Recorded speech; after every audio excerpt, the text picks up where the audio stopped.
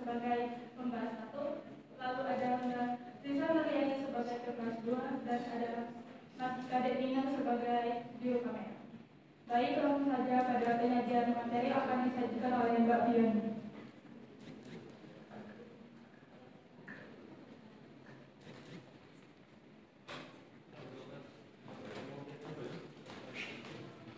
Selamat pagi semuanya, selamat pagi rekan-rekan. Di sini saya selaku penyaji ingin menyampaikan 5 poin penting dari materi 1 itu yang berjudul konflik agraria dalam pengelolaan tanah perkebunan PT HVA Indonesia PT Hefindo. Di mana poin 1 itu saya akan membahas penyebab konflik. Konflik terjadi karena keterbatasan lahan masyarakat.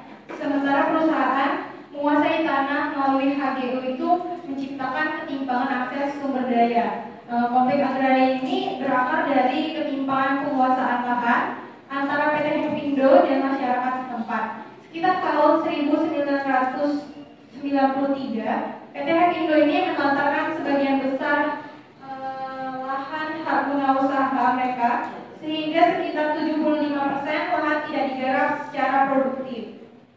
Sehingga pada tahun 1997, sementara itu kebutuhan masyarakat akan lahan untuk pertanian dan permukiman itu terus meningkat. Keterbatasan lahan itu milik masyarakat menjadi pendorong mereka untuk memanfaatkan lahan terlantar milik PT Hefindo menggunakan PT Hefindo guna memenuhi kebutuhan hidup sehari-hari. Dan yang poin kedua itu kronologi konflik. Sejak 1993 masyarakat mulai menggarap lahan tak produktif milik perusahaan. Ketegangan meningkat ketika PT Hefindo ini melakukan pengusiran dan pencabutan paksa. Pada tahun 1997, masyarakat dari 3 desa yaitu Curung Bitu, Nanggung, dan Casarua mulai menggarap lahan HGU di PT Hefindo yang tidak terurus. Mereka itu menanami lahan tersebut dengan berbagai tanaman pangan, buah-buahan, dan pohon penghasil kayu. Selain itu, masyarakat juga menghadirkan fasilitas umum seperti sekolah yang diresmikan oleh Bupati Bogor pada tahun 2010. Namun menjelang berakhirnya masa HGU pada Desember 2013, PT Hefindo itu mengajukan perpanjangan izin tanpa melibatkan masyarakat, sehingga memicu ketegangan antara kedua belah pihak. Dan poin ketiga itu perlawanan masyarakat, di mana masyarakat itu membentuk amanat dan bekerja sama dengan LSM untuk menuntut hak tanah, termasuk aksi demonstrasi dan laporan ke Komnas HAM. Sebagai respon terhadap upaya perpanjangan HGU oleh PT Hefindo, masyarakat yang tergabung dalam aliansi masyarakat Nanggung transformatif, yaitu Amanat, mereka menolak perpanjangan tersebut, sehingga mereka itu berargumen bahwa lahan tersebut telah mereka garap dan memanfaatkan secara produktif selama bertahun-tahun. Selain itu, masyarakat juga mendapatkan dukungan dari beberapa lembaga swadaya masyarakat atau LSM dan akademisi, seperti mahasiswa IPB yang turut serta dalam aksi demonstrasi menolak perpanjangan HGU dan mendesak pemerintah untuk melaksanakan reforma agraria dengan mendistribusikan lahan kepada petani. Dan selanjutnya itu poin keempat, di mana ini peran pemerintah. Pemerintah itu lebih berpihak pada perusahaan dengan menyetujui perpanjangan HGU meskipun masyarakat menolak itu. Sementara terjadinya pembunuhan konflik, pemerintah daerah itu memiliki peran krusial dalam konflik ini. Pada tahun 2011, Bupati Bogor itu memberikan persetujuan teknis untuk perpanjangan HGU PT Hefindo melalui surat resmi. Namun pemerintah desa itu sempat menolak perpanjangan tersebut dan meminta agar prosesnya dihentikan. Selain itu, pada tahun 2019, kantor wilayah RDPN Jawa Barat menetapkan lahan tersebut sebagai objek redistribusi tanah dalam rangka reforma agraria. Meskipun demikian, sebagai objek redistribusi tanah dalam rangka reforma agraria, redistribusi tersebut belum terselesaikan dan pemerintah daerah bersama gugus tugas Agraria atau GTRA Kabupaten Bogor masih mempertimbangkan perpanjangan HGU yang memicu potensi dari masyarakat. Dan poin kelima itu resolusi dan tantangan, di mana penyelesaian masih belum tuntas. Dibutuhkan solusi adil seperti kerjasama antara masyarakat dan perusahaan dibandingkan pendekatan represif, di mana upaya penyelesaian konflik ini menghadapi beberapa tantangan, termasuk perbedaan kepentingan antara perusahaan dan masyarakat, serta ketidakjelasan sikap pemerintah dalam mengambil keputusan. Masyarakat melalui amanat dan dukungan oleh beberapa LSM serta akademisi terus memperjuangkan hak atas tanah yang mereka garap. Mereka juga menuntut agar pemerintah tidak memperpanjang HGU oleh PT Hepindo dan segera melaksanakan redistribusi lahan sebagai bagian dari program reforma agraria. Namun proses ini terhambat oleh birokrasi dan kurangnya komitmen oleh pihak-pihak terkait untuk menyelesaikan konflik secara adil dan tuntas. Baik, mungkin itu saja 5 poin yang saya sampaikan terhadap materi 1. Selanjutnya saya kembalikan kepada moderator. Baik, terima kasih. Langsung saja kepada pembahasan 1.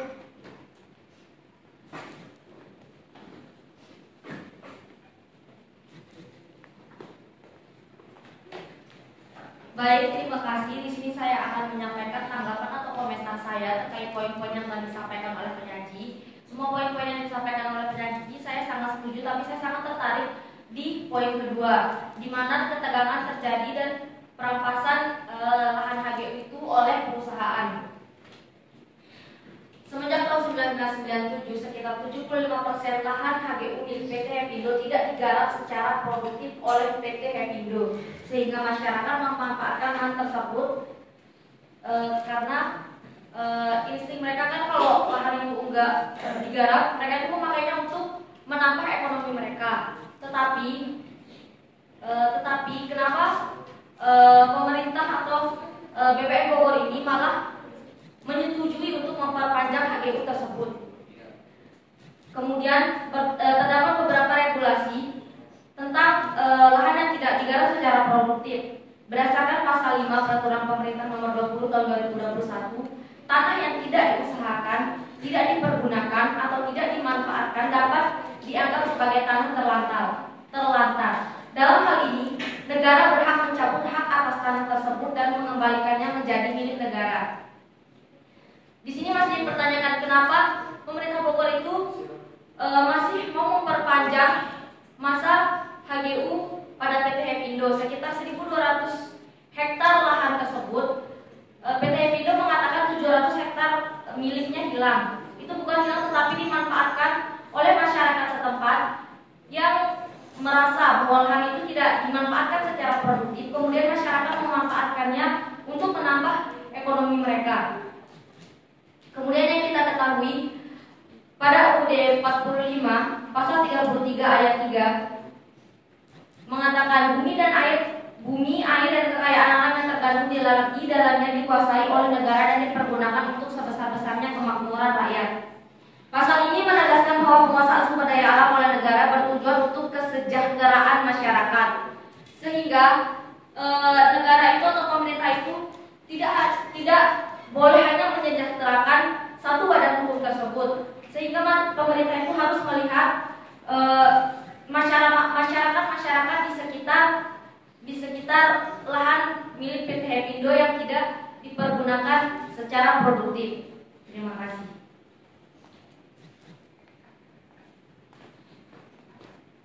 Baik, terima kasih kepada pembahas 1 yang telah mengomentari. Kepada penyaji silakan ditanggapi.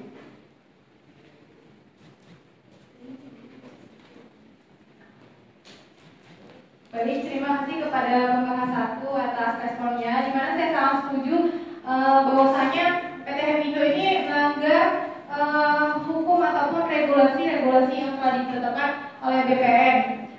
Perpanjangan HGU PT Hepindo ini juga tidak hanya bertentangan dengan peraturan hukum, tetapi juga mengabaikan masyarakat setempat. Seharusnya lahan yang produktif itu dikembalikan kepada masyarakat dan dialokasikan bagi masyarakat yang telah mengolahnya secara mandiri. Namun pemerintah ini perlu selaras dengan prinsip keadilan sosial dan kemakmuran rakyat Indonesia. Baik, terima kasih. Baik, terima kasih. Langsung saja kepada pembahas 2.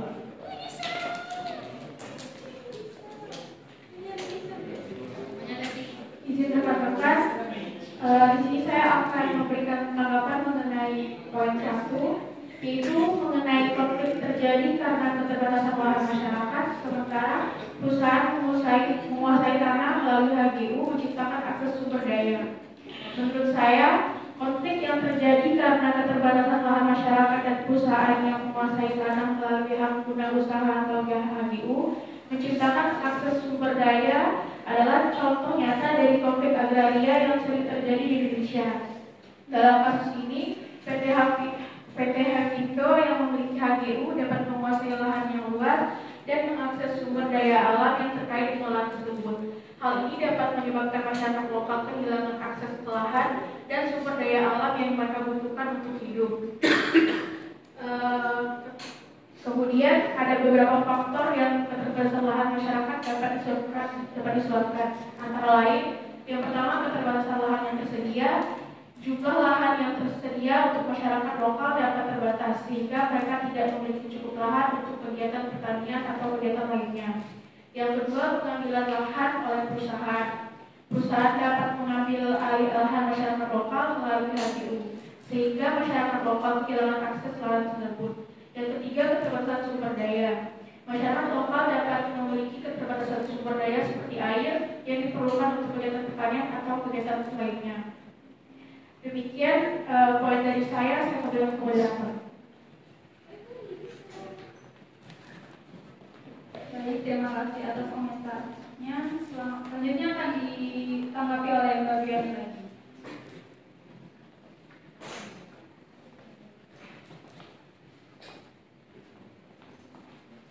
Baik, terima kasih kepada pembahas 2 atas tanggapannya.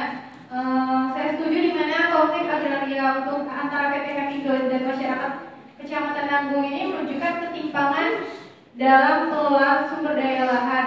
Meskipun lahan HGU yang dikuasai oleh perusahaan ini sebagian besar tidak produktif, sehingga masyarakat itu mencoba memanfaatkannya, justru menghadapi penggusuran dan intimidasi. Sehingga perpanjangan HGU oleh BPN ini tidak mempertimbangkan kondisi dan mencerminkan keberpihakan pada perusahaan dan mengabaikan prinsip keadilan sosial.